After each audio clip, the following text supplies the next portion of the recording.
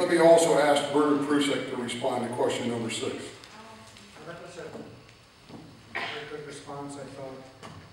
I can't say much to the first part of this question, how has the discussion changed? I can speak a little bit to the second part of it, which is how can local residents, students, and others remain sufficiently informed and participate in public discussion about this industry. And my brief answer will be that it's very difficult to do, it seems to me. Very difficult to be well informed and to sift your way through the arguments on different sides. I just read a good document put out by the International Energy Agency, and I would recommend that. I would say, though, seconding here Dr. Klimoff, to speak with scientists and try to learn more about what the current possibilities are for this sort of extraction. I think asking questions, too, is critical, so it's very good to know about best practices in the industry. We also want to know whether best practices are always being put into place. Glad to hear from the representatives that they are. Makes me a little bit uneasy to think that we rely so much on self-reporting, and I'd like it to be the case that disclosure of chemical additives were entirely mandatory and not voluntary. In fact, I find it baffling that it's still voluntary. It's my understanding.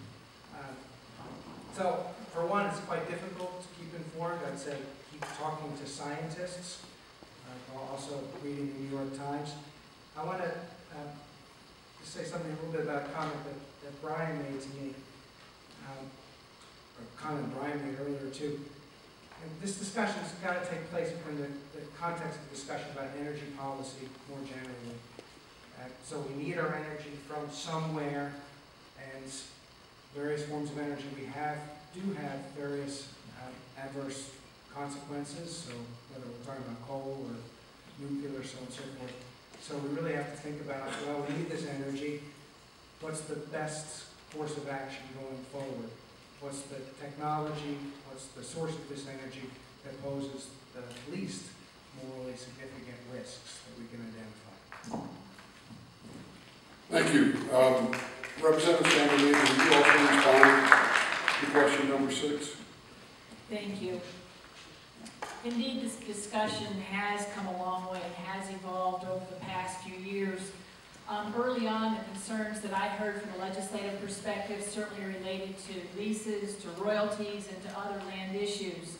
And as the industry began to grow and Pennsylvania became more familiar with Marcellus Shale and the natural gas production, the discussion shifted more towards regulation and taxes or impact fees. And while we all need to be vigilant in regulating, that certainly will always be very important.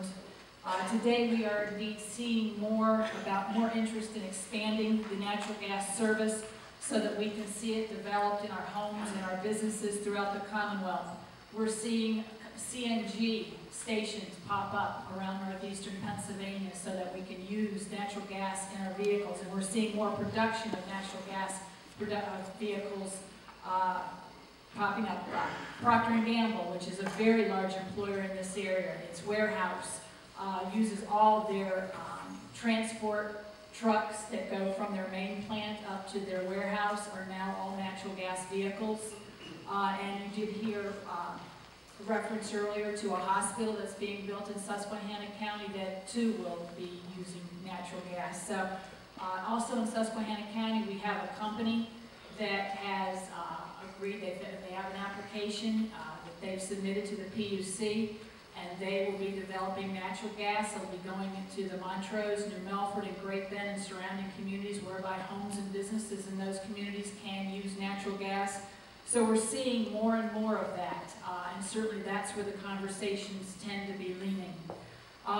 As far as keeping people educated, I do believe that forums such as this tonight are extremely important, and your attendance here tonight is good.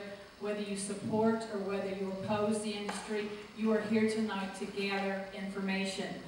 There's websites. DEP has a website, the PUC has a website, Penn State Cooperative Extension has very good information on their website, and indeed we've heard that Wilkes University is doing a study and is very proactive in developing information about Marcellus Shale.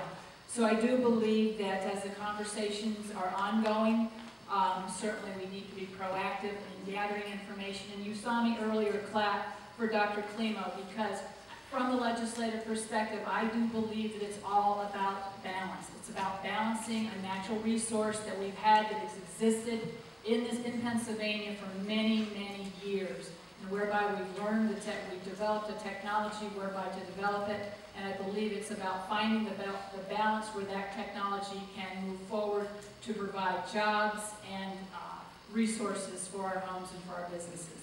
Thank you. Thank you. Well, just about right on time. This concludes our discussion this evening. I want to thank the audience for your attention. I particularly want to thank all of our panelists for your comments tonight. Thank you very much.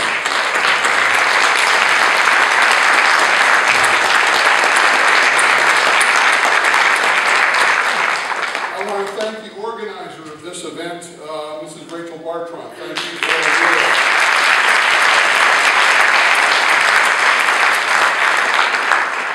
I hope everyone here tonight is a little better informed on all sides of these complex issues, but clearly this isn't going to teach you everything you need to know, because we need to understand a lot in trying to solve the complex issues. And I just say good luck to all of us as we move forward. Thank you. Have a good evening.